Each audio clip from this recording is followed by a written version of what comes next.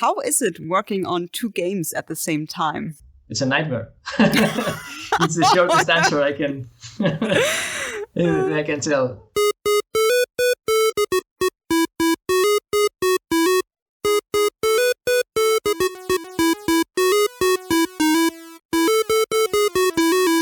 Welcome to Open Indie episode number 15. Today we're going to talk about the Spanish indie studio, the Appnormals Team. And they're currently working on two games. In one of them, you play with two roommates who never see each other in person. My guest today, Inaki, is hopefully explaining all about that. Sure. Hello.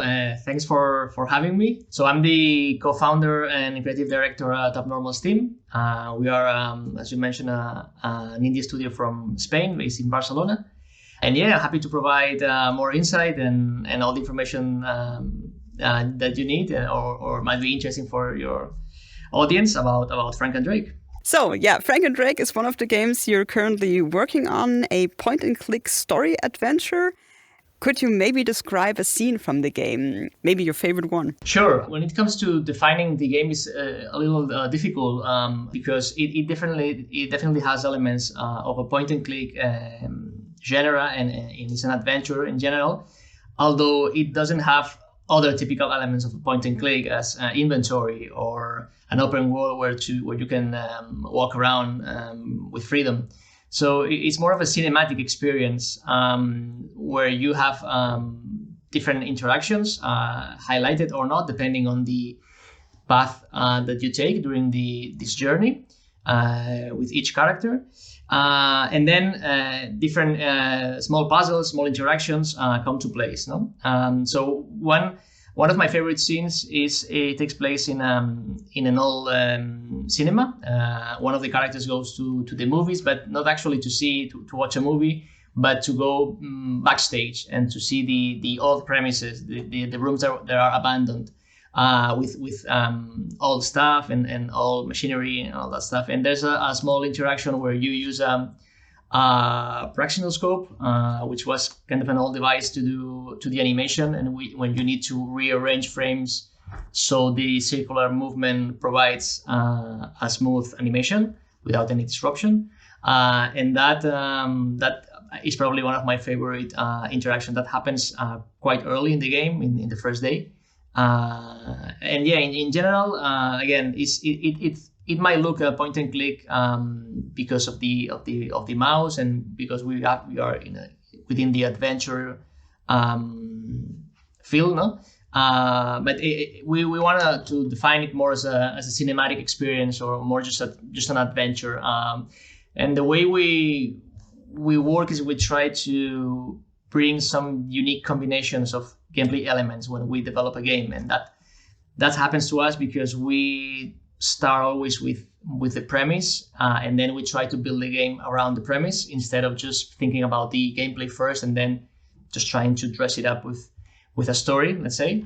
I'm not saying it's the best way to do it, it's just how we do it because of our personnel, and we start thinking about a compelling story or a compelling character or something that can be different, and then we try to find the best elements here and there to build the game around that. I played the demo of Frank and Drake during Gamescom this year. You had like this demo online. I was really drawn into the story, although I couldn't quite figure out where it will lead me. And you describe the story of your game as a tale about two roommates with nothing in common, but a personal quest for the truth. Without spoiling too much, could you tell us a bit about the story and about that quest for the truth? Yeah, so it's difficult without spoiling, but the way it works is that we have these two characters that they need to have their own personal goals, so to speak, within this adventure. The adventure is divided in 7 days of narrative, and they have to have their own goals, no? And we will realize soon that one of the characters, Frank in this case, is having some health issues and is in some ways degrading himself in an accelerated way. So he needs to understand what's going on with his body and with his loss of memory, because he doesn't remember who he is. And with Drake, again, with the same day happens something that triggers different behaviors, different appearances, and and memories in both characters. So they have their own like personal quest to find more about themselves, basically, because it's a journey to their own past and to their ancestors and why they are different. Because at the end of the day, this game is about two extraordinary characters that are not entirely human, trying to blend in a very mundane and very pedestrian world. Not entirely human. Not entirely human. No. they are not, and that's something we often have to clarify. They are not the monster of Frankenstein and Dracula. They are not modern versions of these exact characters, but we take from the classics. We take some personal traits. They are kind of like a symbolic alter egos in some way. So they have personal traits of these myths, no, of these classic characters, but they are not exactly modern adaptations of those, no. And then a little bit about the pure relationship, no. They have their own quest again, but what comes to the mix is that they know about each other's existence, so they can have to develop this relationship without having personal touch through the sticky notes that they leave to each other, and that can alter a little bit the path or the pace of their quests, and they can be more supportive to each other. They can work more in a more isolated way, and that's a way also to generate more diversity in the gameplay and the possible outcomes for the player. So it embraces reruns, no, or replay the game and change your choices. So what happens if Drake works more on his own and Frank works more on his own? What happens eventually at the end? No? Yeah, I see. And also in the demo, I saw you play Frank during the day and Drake at night, right? One of the things that we instantly thought, and Anna, our writer, was very, very keen on that aspect of the premise, is that we could create a lot of tension with two protagonists away from each other that could never meet, even though their past and their quests are super intricate and super related, and they are very linked. And every single character in the game and every single thing that happens is connected, and that creates a lot of tension because you need to wait, and one of the things is that the degrading aspect of Frank, and obviously being at least half vampire, the problem with the sun, it was very interesting to have the same exact locations in the city, within the own apartment and the building, and have two different versions of it. No, at the end of the day, it's the same city, the same environments, but different worlds, just being daylight or sunlight or nighttime. No? And that was very. We're not sure about if the term is correct, like turn-based narrative, but eventually you played both characters sequentially. No, you play first the day, and then you recap your day in your journal, and eventually from that recollection of your day, you decide what's going to be your sticky note to the other character. No, what's the message you want to convey and share with the other character, and that little piece of information is what the other character starts from, no? From this insight, and then it changes my entire day, maybe, or maybe it offers me another choice available from my own quest, and I can decide whether to change or not my initial idea based on the note from my roommate, no, or my housemate. So you influence the storyline. Exactly. Not in a huge way, because otherwise it will be super complicated, not to handle everything narratively speaking. But yeah, the relationship that they have, they offer alternative choices to their predefined, let's say, path. And the decision tree, and also the overall relationship, the overall bond that they can establish or not establish is also very critical, especially towards the end of the game in the resolution. Okay. Because you said that, well, my question was, why did you call them Frank and Drake? Is it then because Frankenstein and Dracula? Because you said it's actually not so much about these novels. Yeah, it's a funny story, because at the very beginning we we thought about the name right away. Then obviously the story kept evolving over time, and then you reach a point where you cannot name the characters differently because you are just so used to those names, and they are like kind of alive for you. So we needed to keep it going, and eventually when the user just if you say it like you say Frank and Drake, it immediately triggers in your head the recollection of Frankenstein and Dracula, which is not bad at all because at the end of the day they have similar aspects of these characters. So yeah, we think it's interesting enough just to keep those names, although again they are not these modern adaptations of these characters. And it happens with many movies and books today. It's like if you play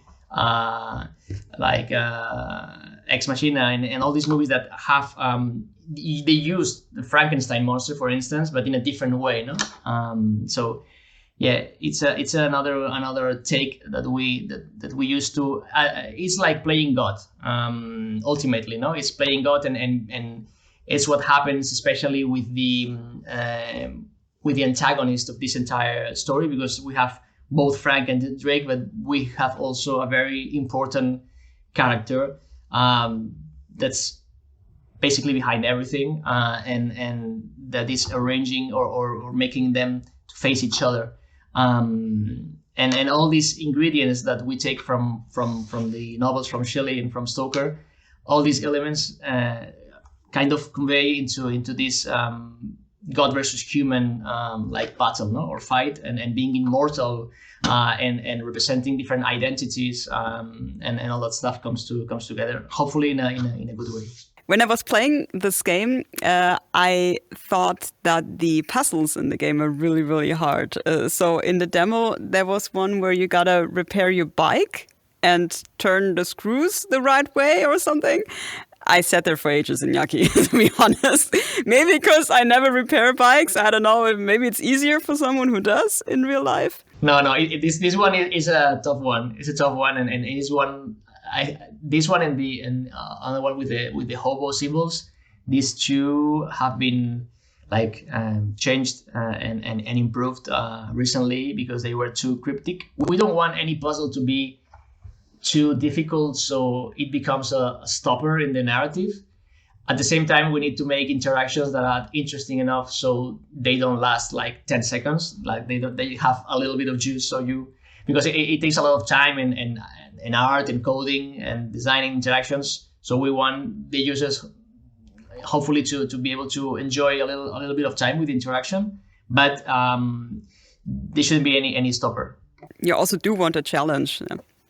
Yeah, exactly. That's the tricky balance always between frustration and challenge, and it's always a difficult spot to nail. But yeah, there's also other aspects in the game that are purely mini games. They are open. You can leave.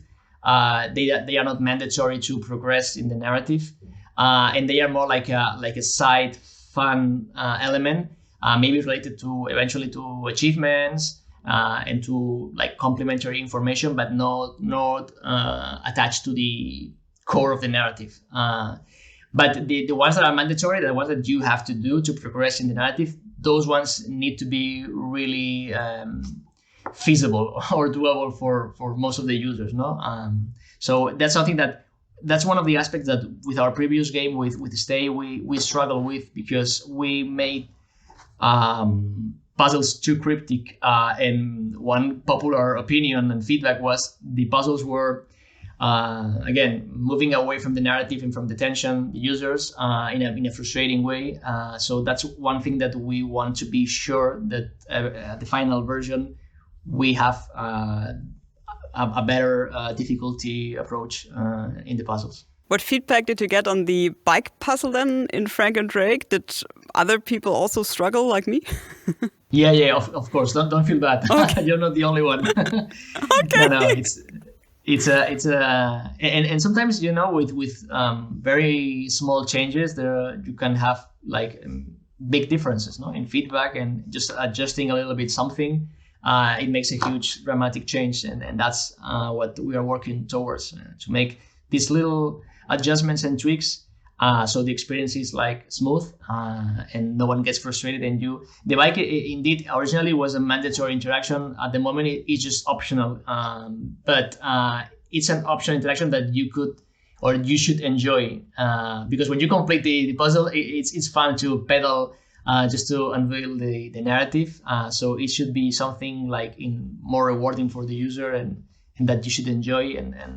And hopefully with the final version, you will see the new bicycle interaction, and you will enjoy it. Ooh, I'm looking forward to that. So you are the co-founder of the Appnormals team, but also the arts guy, as you describe yourself. The art style of Frank and Drake is really something special, I think. On Steam, it says it's traditional 2D art combined with frame-by-frame animations overlaying real footage. Could you explain that for amateurs? Sure. This is a process called rotoscoping, which is very, very old in animation. If we think about Disney movies like Snow White or just very, very old movies, they use rotoscope as well to replicate human movements. The way that they did it in the past is that, for instance, they recorded a woman or a girl dancing, but then it was too human, so different animators were drawing. The first animator was drawing over real footage of the woman, but the second animator was drawing over the drawings of the first animator, and the third animator was drawing over the drawings of the second animator. So it was over a few passes, it was getting less and less human and more stylized, or cartoonish. But the essence of the movement was there, because it was very difficult to create from scratch certain twists and turns and all that stuff. So that has been there forever. But we are huge fans of more recent examples of rotoscoping. Rotoscoping has been in video games, by the way, in pixel art games of the 80s and the 90s as well. But more recently, we had examples in movies like Scanner Darkly. It was almost 15 years ago, I think, Scanner Darkly, but others like Loving Vincent, about Vincent van Gogh, or even another show in Amazon Prime called Undone. All these movies use this technique, which is recording footage of actors, and then instead of applying a filter in a more automatic way, you draw frame by frame, which is obviously a tedious work, but it generates a different look in the images. In the case of Loving Vincent, for instance, it's even further in terms of complexity, because they were painting like an impressionist painting for every single frame, like organically, not digitally, with oil and everything. So it's amazing to see how many painters work in this project. For us, obviously, it's in a much lower scale, but we do have a few artists. At the moment, we have three, in between 2 and 3 artists grabbing clips of footage that we have recorded with main actors, and then we decide the sequence, and they go frame by frame. Obviously, they need to be really short clips to make it doable. But yeah, it's you need to decide the amount of detail that you want to apply to each frame, because you need to be like consistent.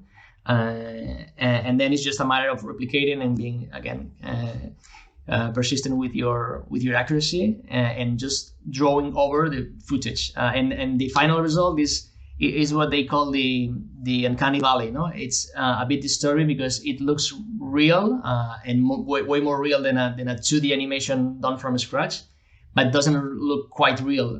And this Uncanny Valley for us, it was justified decision for 2 reasons. One, because we didn't have animators in the team, so we couldn't make the game in 3D. We didn't have 3D modelers. We didn't have 2D animators with the skill set to create animations from scratch. But we did have concept artists and artists that could draw our footage. And also, and more importantly, I believe, because of the narrative. In this case, again, we have these 2 characters that are extraordinary, that they are not real. They are not exactly like the world they navigate. So making a distinction between the characters and the backgrounds and the locations and the rest of the world was something that was reinforcing this difference, no? And it makes them a bit even more extraordinary or less ordinary than the rest of the world. So that's the reason we only have rotoscope in Frank and Drake, but the rest of the characters, if they appear eventually, the locations, the apartment, everything is in 2D art. So that's kind of the mixture that we have. And last point is that also this rotoscoping effect help us to clearly separate the interactive elements from background. Using this vibration technique, if we have, like, for instance, a door that is interactive, we just redraw the door like 3 or 4 times, and then we put that in loop, so it kind of wobbles a little bit, and that helps us to clearly distinguish the different interactive elements of a scene. So it's useful for the narrative and for Frank and Drake, and it's useful as well for gameplay purposes to clearly see the interactive elements of a scene. Yeah, sounds really interesting. With what other games can Frank and Drake be compared with? Like, what players will enjoy it? Wow, it's I guess the right answer would be or the best approach would be what games inspired us to make such a project, no? I would say, for instance, games like What Remains of Edith Finch, for instance, a game that it's narrative, that it's different, it's unexpected. It's not a typical adventure game that you know the rules of a point and click game, and you know what to expect. And what we like is the unexpected. We like the user not to anticipate anything, and you don't know if you're going to have an interaction with a coffee grinder, or if you're going to have a crossword, or if you're going to have to do the bicycle, or whatever the case may be, no? And if you have more cinematic sequence afterwards, and if you have like a super key decision to make, which is not the case of a point and click, for instance. So this kind of unexpected territory and play with expectations, and just have this surprise factor, for us is very important. We as a studio, in a more generic way, and talking more about projects and less about particularly about Frank and Drake, we try to make things as they can stand out as much as possible, even though if they are not perfect, because we know we have limited capacity, and we cannot provide excellence. So that's why we don't want to make the next platformer or the next point and click or the next whichever the case is, and we rather try to invest in innovation, in solid storytelling, in different premises, make some things that are out of the box and can be worth talking about or worth writing about. And we assume that when you try to break some boundaries and we try to do something different, it comes with it that you will make flaws and you will make mistakes. Hopefully we will do as less mistakes as possible, no? And not a lot of them. But we assume that we want to make like honest games. They might be raw sometimes, but we want to make them moving and different, and we are okay with experimenting, even though if that becomes or triggers like a negative review or something that is not as successful as something that is more predictable, no, or less risky in some ways. Yeah, I think it's great, because I think Frank and Drake is definitely something different, and keep going. Thank you. What things do you still need to work on in the game? Of course, you said to me earlier that release is planned in spring 2022, and what things are still need some work? Well, there's still a lot of things to do or to be done. This works almost as a movie, in the sense that we have done scenes that are late in the game or interaction that are late in the game. So it's not entirely wrapped in order.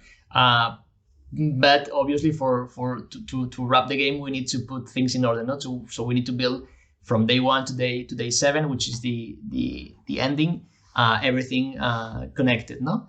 And also obviously do all these QA of the reruns, and if I have selected that option from the sticky note, if that is well stored for upcoming days, because sometimes you make a decision in day 1 that has an effect on day 5. So as long as you put more, when you put more meat, no, and more options, eventually the number of bugs grow exponentially, and things that can go wrong.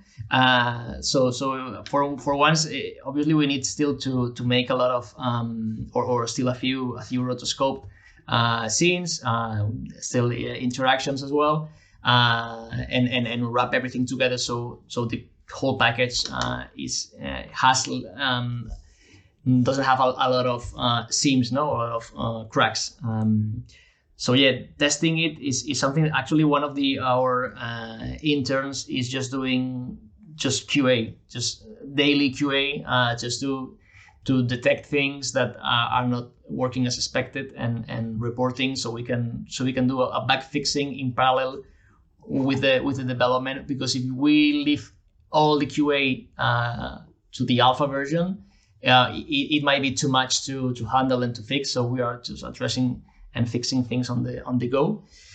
So yeah, quite intense months in front of us. A lot of work to do, but genuinely, and I know this might sound like a topic or what I should say, but I have to admit that I'm genuinely excited about the game, because the feedback has been really good. Just this last issue we have an article on Edge magazine, on a preview. So you can tell that the game stands out. It's unexpected, like you said, and it's just triggering curiosity in viewers.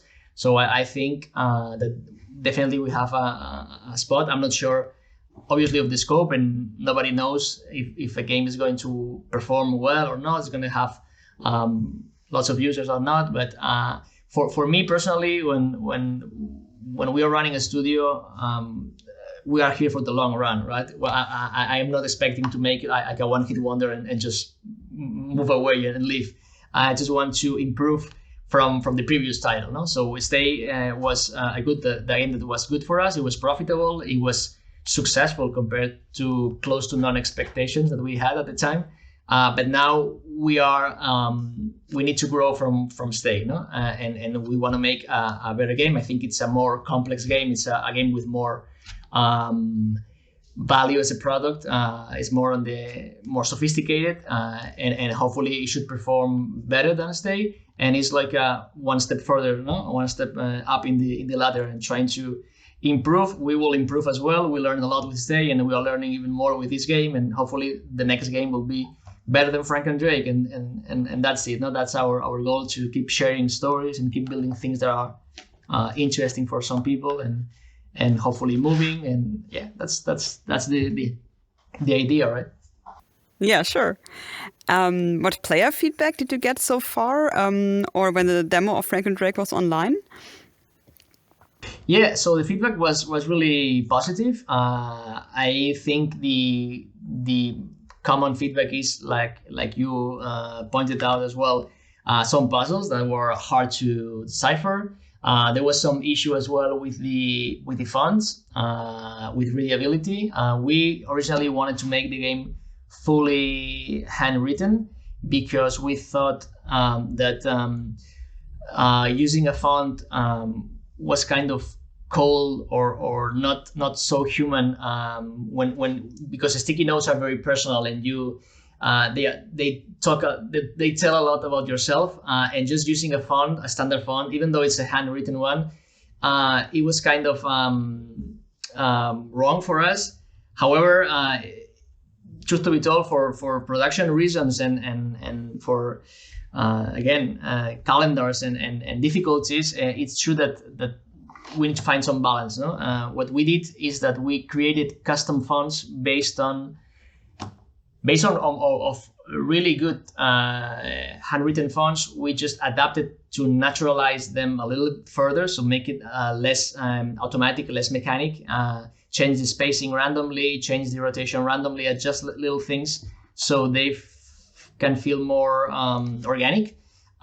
but still this needs some work. And Frank's fun and Drake's fun is defined to tell more things about the characters besides themselves, just like background music in Frank and background music in Drake also is telling a story or is putting the user in a different mood. So you see two different visions of the world, two different identities. Even the little details, like I'm not sure if you noticed, but in the first scene with Frank, the camera is on his back.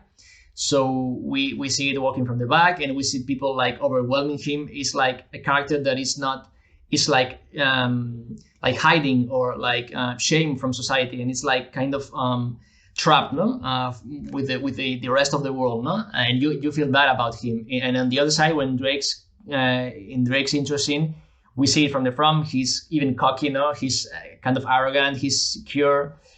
So it's kind of a different, much more relaxed. They have like opposite views and opposite traits. It doesn't mean that one character is better than the other, but they are just different in personalities, no? And that reflects also in the way you write. This was a challenge and still is a challenge for our writer, because she needs to write with two different voices.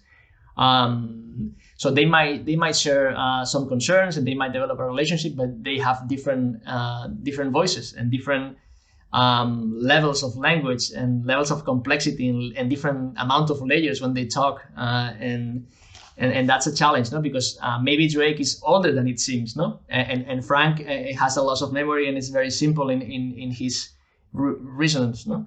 And his thoughts. So it's having these two different trains of thought in both characters, and being able to switch. Now we are talking Frank, and now we're talking Drake, and it's kind of a challenge for everyone. And in this case, for the font, we know that the Drake font was a little too little and difficult to read. So that's something that we are adjusting to make it more comprehensible. And I think for accessibility purposes, probably if we can, what we will do in the final version of the game is just enabling a standard font, just in case the user is struggling to read the journals. Just have a more standardized font, so you are not missing anything of the story. If you want to see like more like the real version of it, and you can read, then okay, you can switch back to the, or you have like a small pop-up with the with an accessibility option, but eventually you can see the real one. Yeah, that's what most games actually do, I think, to make it more readable. Just overlaying the actual font. Exactly. Another game you're currently working on is Terracotta, a pixel adventure. Release late 2022, as you told me. What is that about? Well, this is a game that started like I think almost 3 years ago, with a project that we presented to Spanish government grant, where we just had the idea and a bit of the design and the concept, and eventually we got that grant, so we started working on it, and it's inspired by the 8,000 warriors mausoleum in Xi'an. The mausoleum that the emperor, the founder of China, the first emperor, built to protect him in the afterlife forever. And I kind of I remember, I think, this wonder of the world. But it was again our writer that she told us, she was like digging, no, and searching for premises for this grant, no, for project, and looking for interesting topics. And she started digging in the wonders of the world, and it's strange that this is amazing. This has 8,000 warriors they are all different. Most of the mausoleum is still underground, and they cannot dig further because there's a lot of traps. They say that they have the emperor buried himself with mercury rivers around. They are super toxic. They cannot see what this. So there's a lot of room for like myth, no, and stories, no. And we thought it was very compelling, and automatically we think, well, we can make a game out of this, because we have this huge army, and we have the Chinese principles, the Taoist religion. We have the history of China itself. No, it's the foundation of China. This guy was quite crazy. No, he did a lot of things. He unified China. He unified the language, but then he was like a super bad character and buried many people with him because wanted more protection. No, he was obsessed with immortality. So lots of different elements that we thought they were interesting enough to think about making a game about it. And eventually it become Terracotta, and the project has grown a lot and has defined itself. But yeah, it's a project with many challenges, and it's more based in gameplay than in narrative, although it has a narrative as well, because we are like kind of unleashing. We treat each warrior like is cursed to remain underground. It's a soul that it's again doomed to be there forever. And what we do as a player is just enabling their freedom.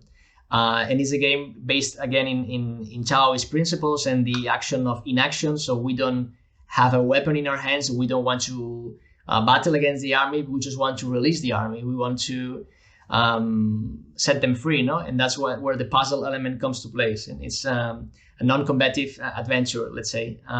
So we have all the Chinese lore. We have all the 8,000 warriors, and we have this way to navigate through the dungeons, no, through the different levels that also talk about different aspects of Chinese history. So it's a project that has been complex because we didn't want to be accused of cultural appropriation. Obviously, this is a very important subject in China. It's one of their roots, no? It's the founder of China. You know that Chinese market is very reluctant to foreigners talking about them, and there are many rules that you cannot do if you want to release officially a game in China.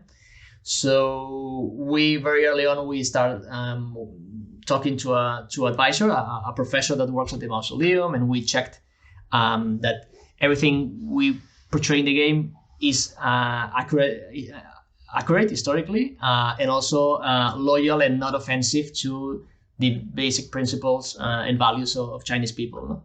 And hopefully we are doing that, but it's quite a challenge. Obviously, the language barrier always is difficult when you talk to people there, because not many of them talk English, and it's been a process, but it's coming along nicely. It's obviously a very different game than Frank and Drake, but again, we have this strong vision of trying to make things that are kind of different. And again, it started with the premise. It started with Terracotta Warriors, and then we tried to build the game around it.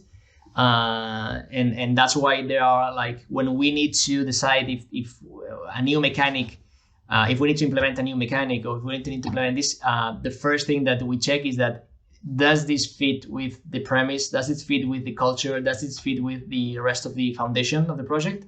And if it doesn't make it into the game, even though it was like the maybe the typical solution, no, or the convention that other games would do.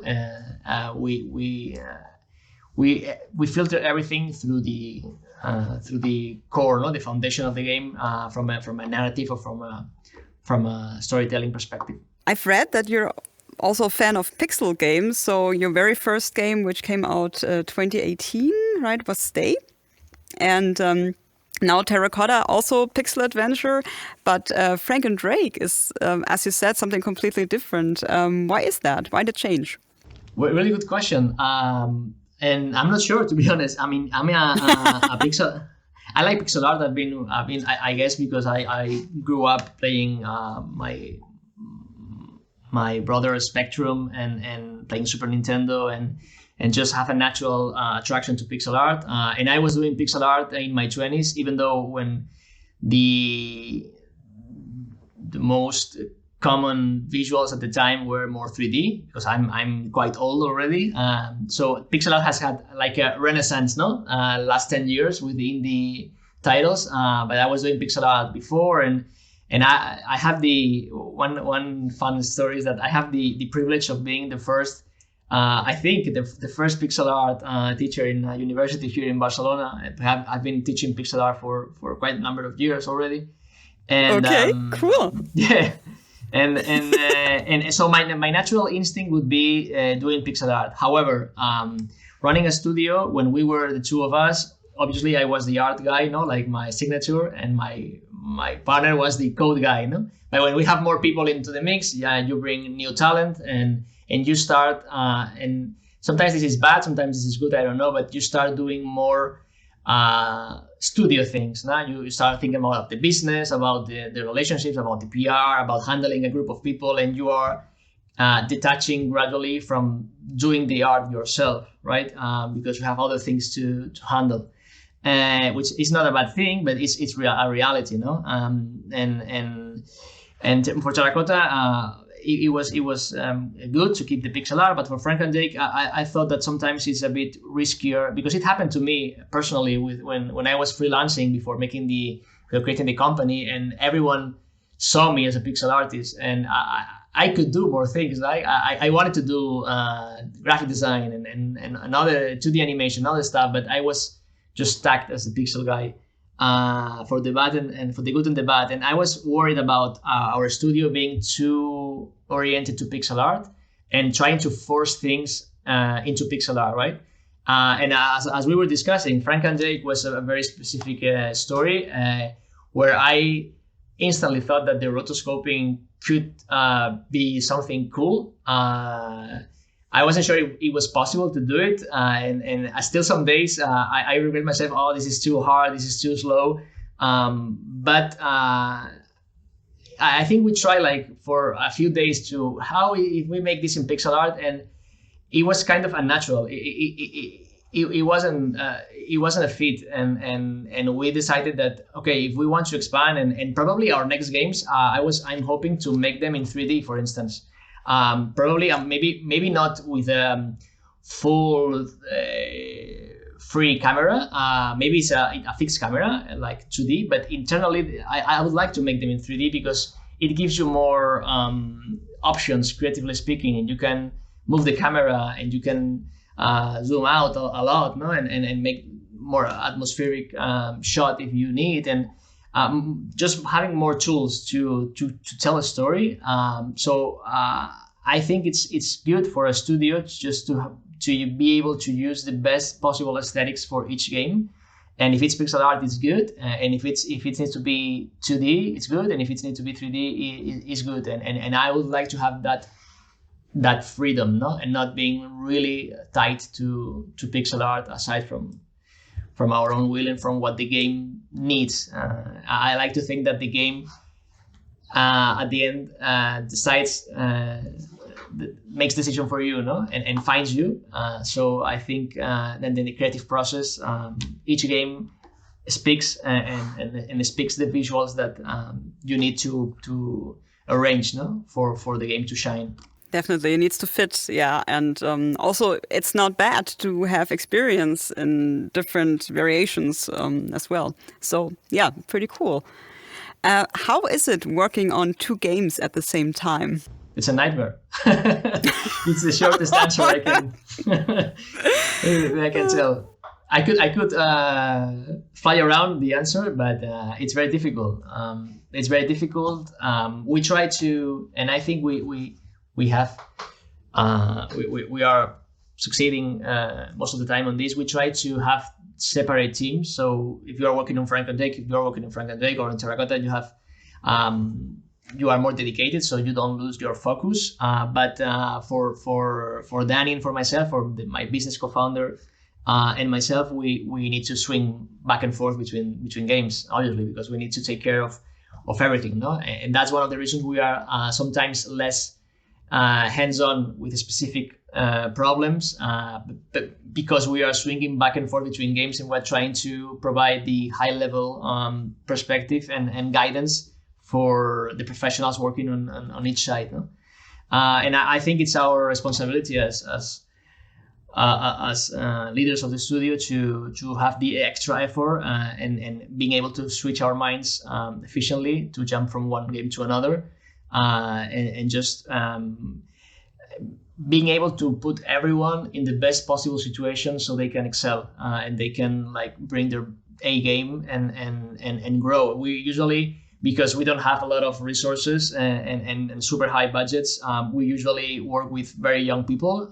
We cannot afford having seniors, no, senior programmers and senior artists here and there. We used to work with very young talent, and it's great to see their evolution, no, and their progress.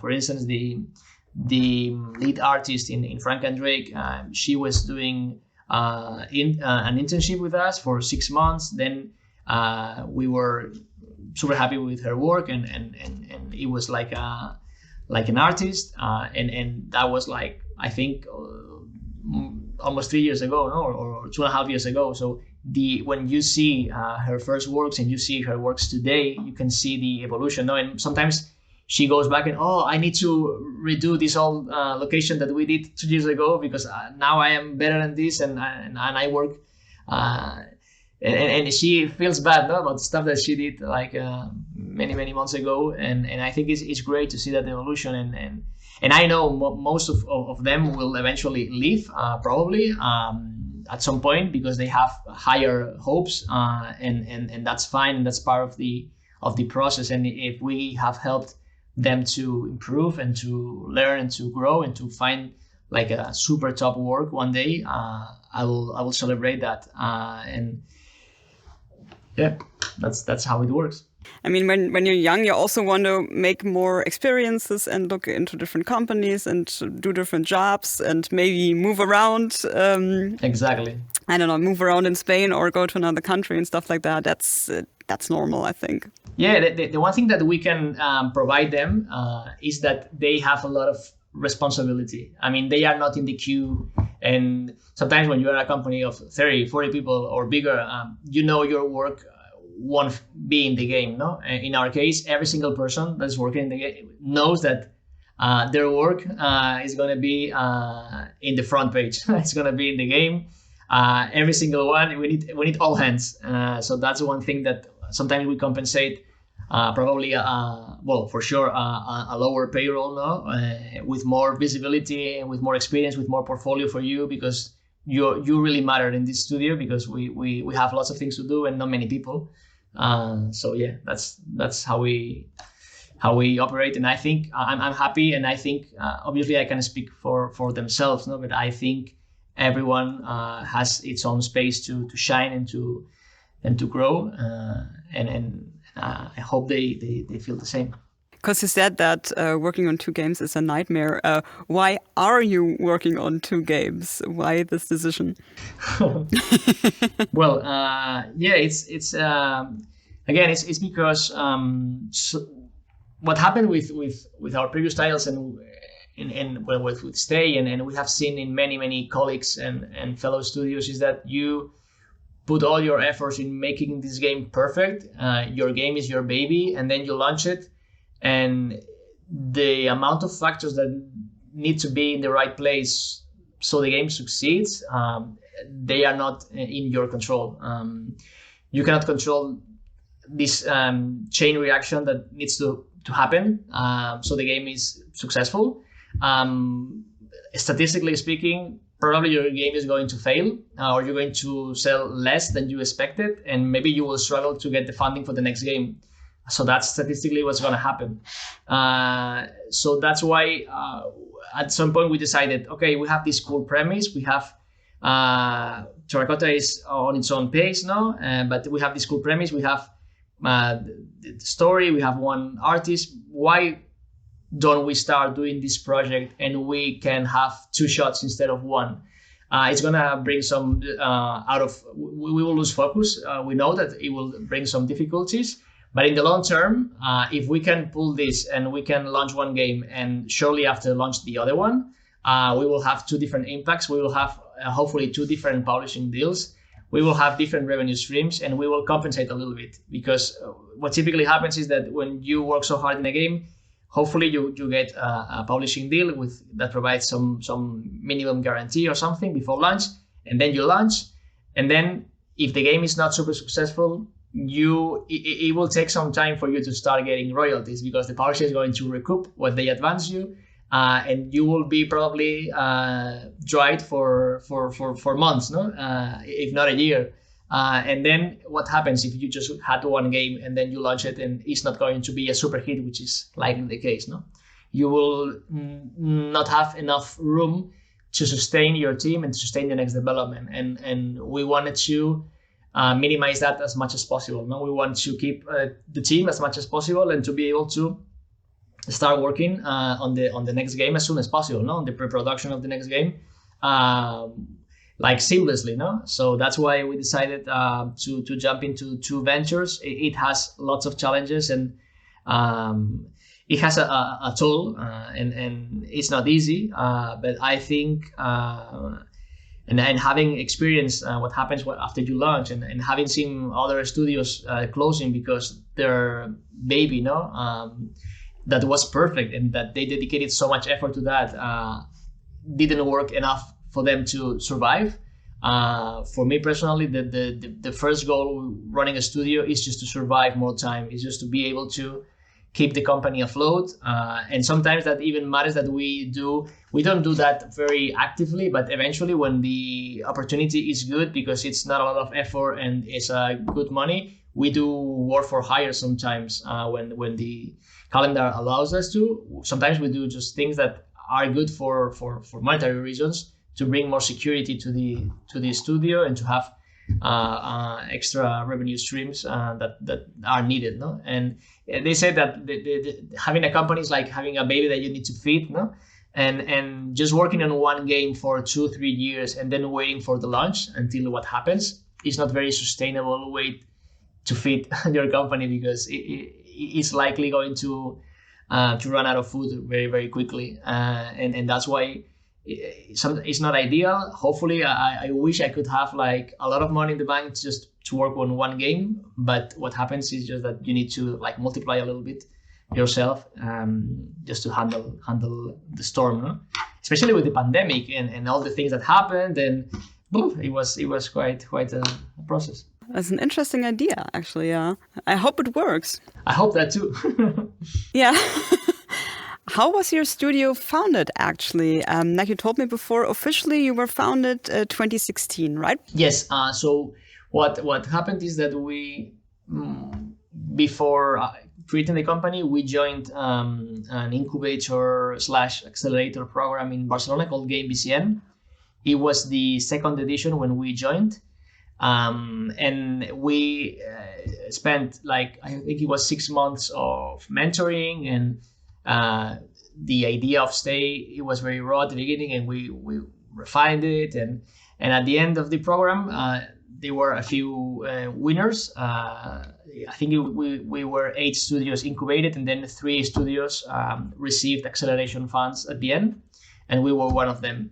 Those acceleration funds were like different loans, by one from the bank, one from the Catalan government, with good terms, so you could like develop your game and bring it to market, and create your company. And one of the requirements was creating your company. So that's why and when we created the company after that program.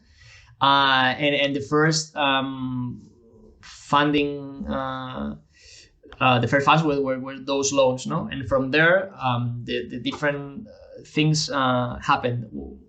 We did some work for hire, as I mentioned. We also were able to secure a couple of deals with Stay, like in 2017, like prior to the launch, with a publisher for PC and consoles and a publisher for mobile. Those deals provided some upfront, some minimum guarantee, that it was still small, but helped us to complete games. And different things like that, like minor jobs that we did, and until the point where we have this Spanish government grant for Terracotta that also provided funding for Terracotta, and the royalties from Stay, actually. So the royalties generated from Stay over months sustain the development of Frank and Drake and keep us afloat until we were able to, like a few months ago, secure these deals with publishers for Terracotta and for Frank and Drake. So it's kind of a little of everything, just to keep your company afloat. We had a rough patch during the pandemic, mostly because it was harder without traveling to events. It was harder to get publishers' attention. So what happened is that typically you would assume that not having to travel to Gamescom or not having to travel to Taipei Game Show, it was good because you were save some money and have the meetings online equally, because we have lots of meetings online. But to me, what happened is that when you have face-to-face meetings, the whole event becomes a filter, right? So this publisher in Gamescom is having a number of meetings these days, and it's likely they will assign the games based on those meetings, which are condensed. And the conversation that you have face-to-face is very important, and how you can do the pitch, the elevator pitch of your game, and everything is very important. The events that you go after the show, all the personal touch was very important. And having those meetings online, these publishers have way more pitches from all over the world, and from people that maybe couldn't afford traveling to Gamescom in previous years. So the amount of content and information that they need to filter, the publishers, before signing a game, it was a lot more than when the physical events were taking place. So everything was delayed because I understand from the publisher perspective, I have 500 pitches to navigate through instead of the top 30 pitches that I had during Gamescom. It's a lot different. And obviously the climate was very insecure in the economy. So it wasn't easy last year to land a deal. So everything in 2020 was difficult for us. We had to make some cuts in the team. We had to readjust. We have some extra help from the Catalan government, because they opened special line for companies like suffering the effects of the pandemic in creative fields. So we have some help as well. So they have been very supportive.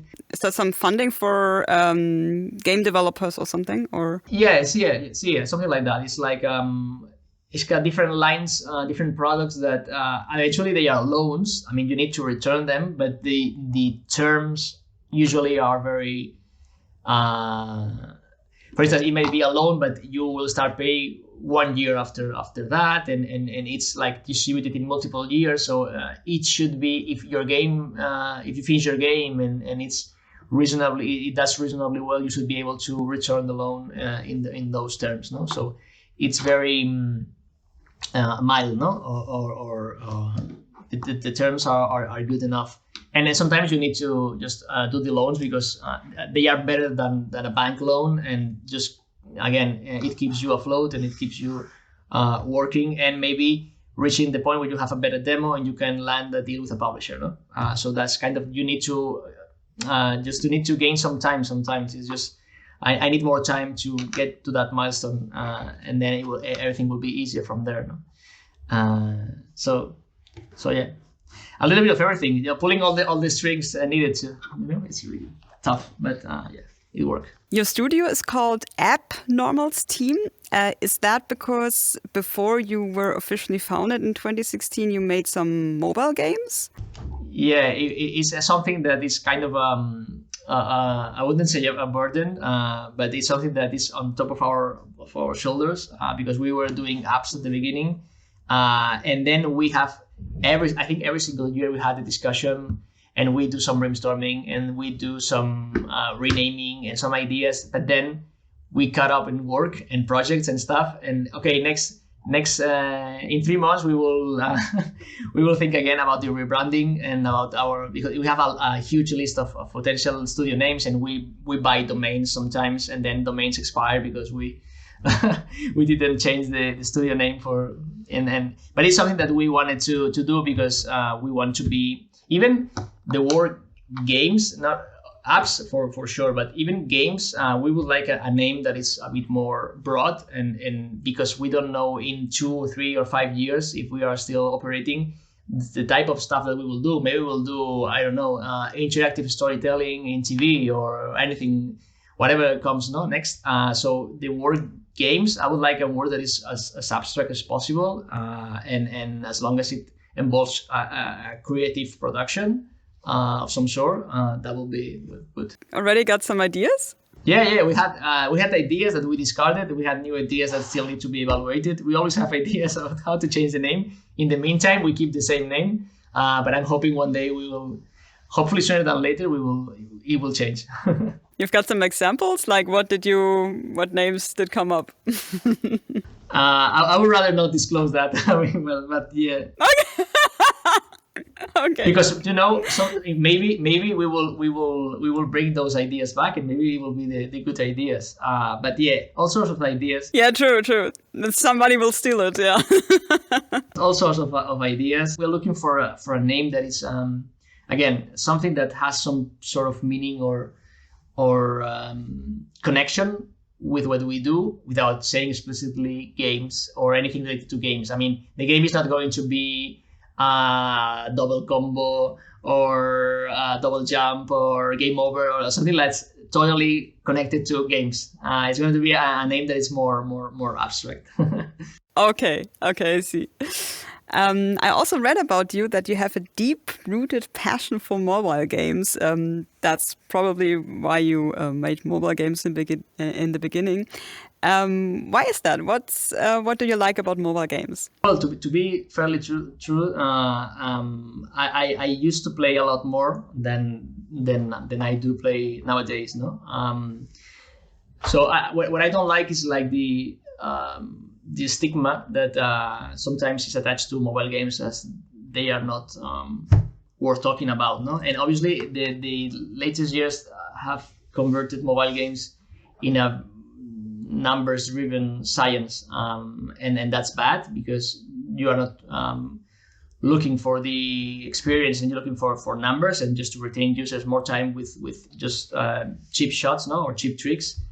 However, I don't like to be as arrogant as think that all games should be like this, no, or that indie games are better than these games, because for many people in the world, free-to-play games have been their first access to games. There's many people in the world that can afford pay $20 for an indie game, but they need some fun in their lives, maybe because they have lots of other problems, no? So to be sometimes in discussions with indie colleagues and tag mobile games as crap, no, because they don't fulfill what a game should be. I mean, what I'm against is a game needs to be this, no? A game is an experience, and if it's valid for there's lots of different peoples in the world, lots of different needs, lots of different situations, and I don't see a problem in someone, especially in countries that have less resources, where free-to-play industries excel. I'm completely fine with that, because those users also need some fun, right? And it's a good approach where everyone wins in this case, no? Although I know there's a structure, and there's like this billions and billions earned every day, and it's crazy, no? But what I like most about the mobile games at the beginning was just the touch screen. I know that then the Switch and other elements and other devices have the same options, no? But back then, just having the way to interact differently with the screen and with the game, and swiping instead of just pushing buttons, it was something really interesting to me. And from there, it has been maybe not as innovative, or maybe I was expecting more new features, like being more massive. I remember some things like the face recognition and some minor games doing stuff with your voice, and I understand that it needs to be this is more like a gimmick than a real tool to make a game. Like the face recognition is just a gimmick. But just purely the touching the screen, I think it's super interesting. I think they are incredibly brilliant mobile games. Like for once, we could say Uncanny Valley, no, was like the first one that I was awesome. It was like, this is another level, and it's a mobile game. Or the games that this studio from Barcelona called Alike, they do mobile games first, and they are brilliant. And And I hate when their work is diminished because it's a mobile game. And a mobile game can be way, way, way better than a PC game or than a console game if that's done with care and with passion, no? And love. So yeah, it's maybe too vague not to say that that games. I like mobile games. I like good mobile games probably, as I like good PC games or good console games. But what I don't like is that thinking that mobile games are just inferior, no, or less relevant than other games, than other devices. It's just another platform. Yeah, that's probably that free-to-play thing, which still, is criticized all over. That's why they're probably not on the same level as console or PC games yet in the minds of people. Yeah. Why aren't you making mobile games anymore? Yeah, that's another question. It's because, especially because this vicious circle where everything is numbers driven is very difficult to make a mobile game as an indie developer. I mean, it's a lot easier to make a profitable game for PC and consoles than for mobile. You launch a premium mobile game, and if it's really successful, which can be if it's brilliant, but if it's just an average good game, it's not gonna be super successful because there's a lot of noise and there's a lot of free-to-play options, and it will be impossible for you to make a return. Instead, on PC and on Switch, for instance, you have more options that have a viable product and a decent return. So if you're a big, what happens is that the industry in mobile has tilted over big companies and big bucks, no, and making all these techniques to keep your users engaged, and how you keep your users engaged in a 28-day retention, because you have lots and lots and tons of content, right? That's the only way you can keep your users engaged. If you make a very small experience that lasts for 2 hours and you pay €5 for it, you are targeting like a super niche, no, in mobile industry compared to the millions and millions that the free to play. So that's why it's just easier for an indie developer just to move towards PC and consoles. At least for now, it was like the smart move, and I'm happy we did it, because in mobile probably we have failed definitely. The Appnormals team sits in Spain. What is the gaming industry like in Spain? Well, I think it's really good. We have seen lots of examples since I think the last probably 5 or 10 years with really successful games, and we see successful guys that sometimes we didn't even know that this game was Spanish, and then we realize, oh, these guys are from Barcelona, these guys are from Madrid, and yeah, I mean, sometimes you're talking about the game and then you realize that it's a Spanish studio afterwards. So I think there's a lot of, we don't have many AAA studios. Maybe we have 1 or 2, but we have lots and lots of medium companies, like companies from 30, 40 people. There are a few like delivering like not AAA, but maybe AA or III. I don't know how to say it, but good quality games. And then we have lots and lots of indies, and some of them also have launched really successful titles. So I think it's a great ecosystem to work, and we have support from the institutions. Not as much as you always want more, right? But I think we can't complain compared to other places in the world. So we have different institutions that support our creations, and we have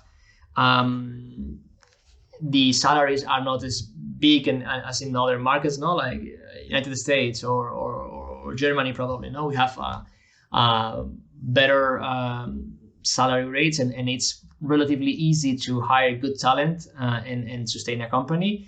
Taxes are always bad, like I think like in every country in Europe. But in general, I think we can complain, and it's not easy. When we had the physical presence, I think it was even easier to bring people here, because many professionals were trying to get a job in Barcelona, because we have bigger companies, not like King and Social Point and all these big companies drive a lot of talent towards the city, and then not every single people is being hired for these companies, no, and you have lots of people like looking for a job in the city, and you have the weather, and you have a good like environment. Right now it's a bit different with the remote work, but still I think it's a good tag when you say to someone we are in Barcelona, they automatically make connections and think about other games made in Spain or in Barcelona that they know, and we have seen this over and over with meeting people in events, and this tag associated to your studio definitely adds value, and when you are operating for a few years and you can validate that your work has some traction and you're doing reasonably well, it helps. So I think we are good. We have in the past we had open the option to move to another location if the terms were good, but at the moment because we are all working remotely at the moment, and I think it will remain the same for a while. So we are happy being officially like based in Barcelona, and obviously we hire people from everywhere nowadays. But the core team we are here in Barcelona, and we are happy with that. As an indie dev, is there still something you wish for, or are you more or less satisfied? Yeah, in which sense? Just anything. Just either you being in Barcelona, or is there something something you need? Yeah, I think from a company perspective, just having better. The governments are always like the toughest part, like the taxes and sometimes make things hard. I don't know exactly why, but just running, being a freelancer or running your company, it's kind of difficult in some parts in Europe, and Spain is one of the cases. So I would like a bit more flexibility. I would say in terms of your taxes. In Spain, you need to pay your taxes. Even though you are generating zero income, you have to pay regardless. So things that don't make much sense when you say them out loud is like, but why am I going to pay taxes for if I generated zero business this month? It's kind of weird, no? And it's kind of a monster. It's difficult to change laws. It's difficult to change all that stuff.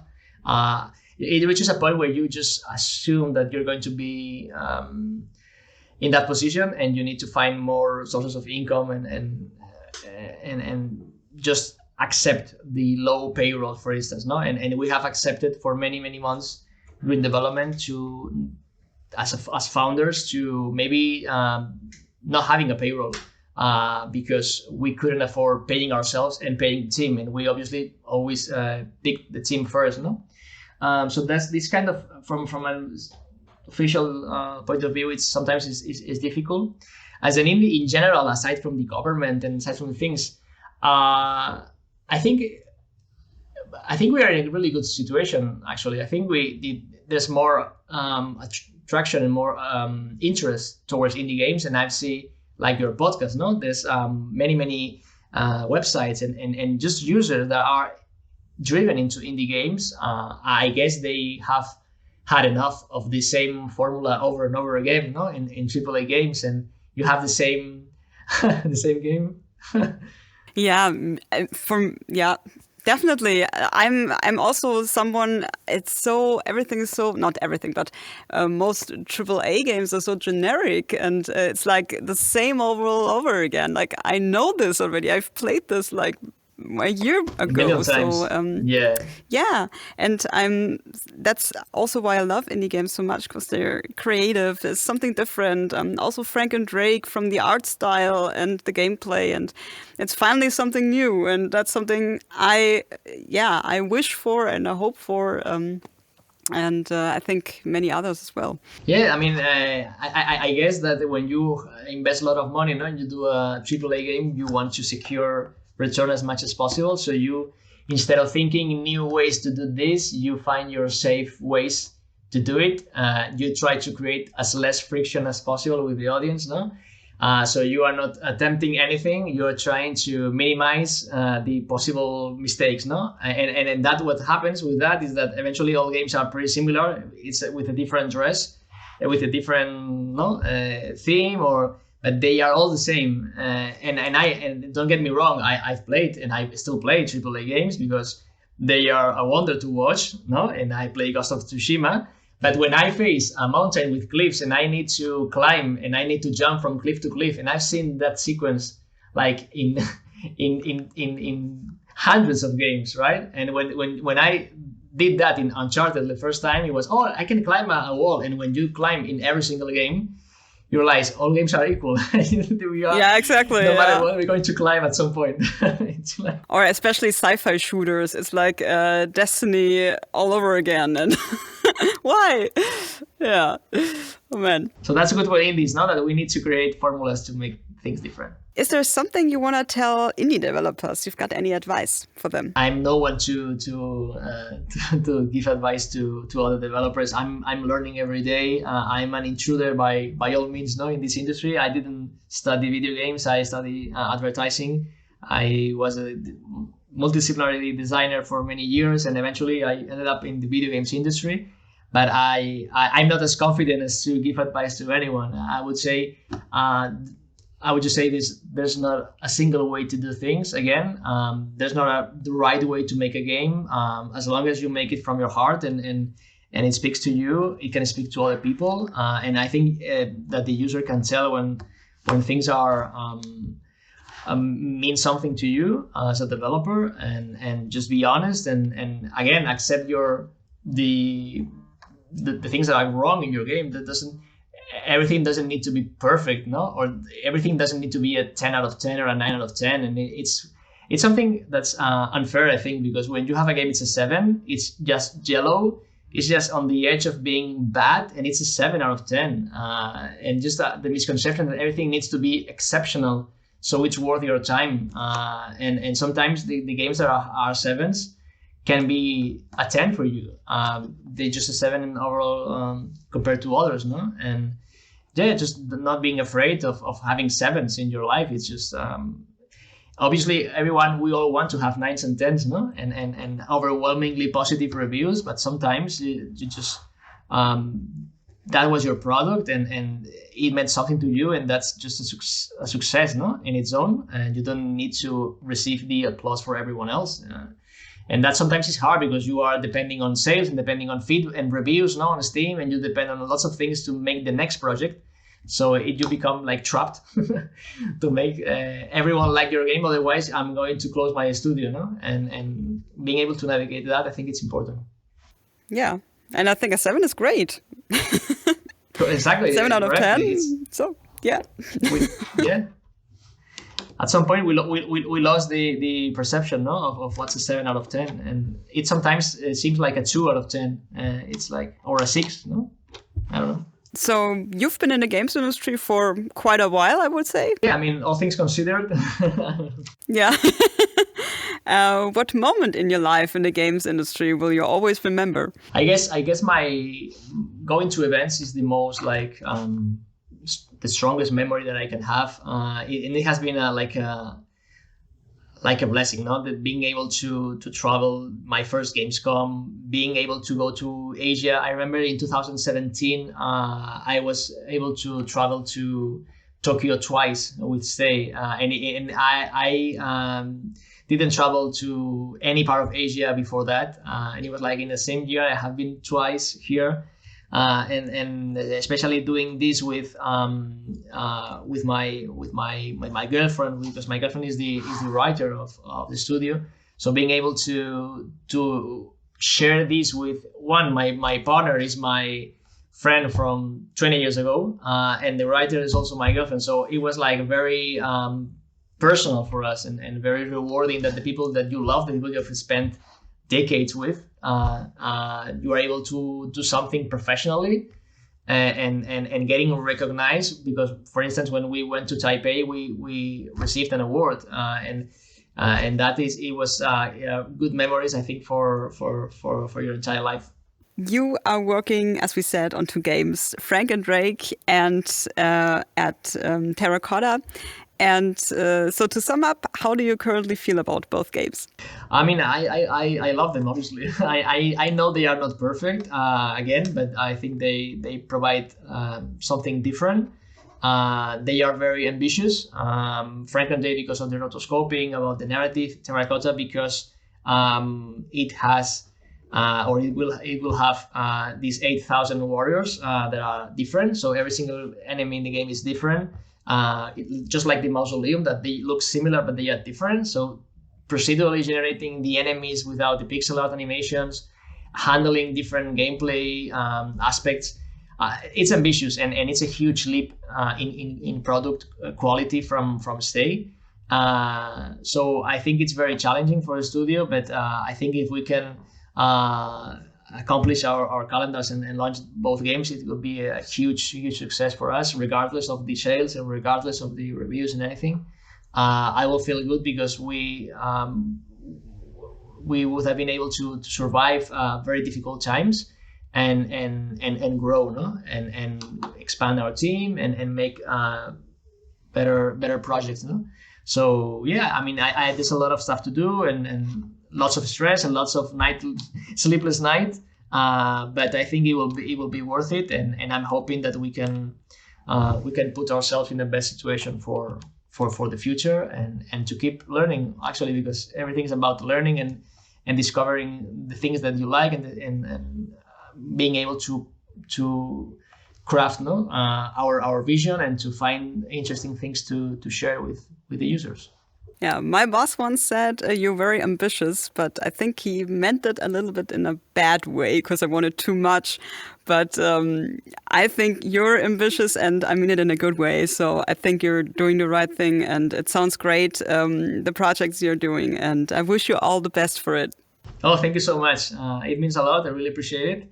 And yeah, I'm hoping that we can have a post-mortem, no? Or a second interview once we launch the game. Yes. And we can that celebrate. Would be great, yes. Especially, yeah, we do that. That sounds great. So, Inaki, yeah, thanks so much for taking the time and being here at Open Indie. No, thank you. Thanks for having me. It's been a pleasure. And keep it up. Keep talking about indies because we need your help. So it's amazing the work that you do. And yeah, thanks again and see you soon.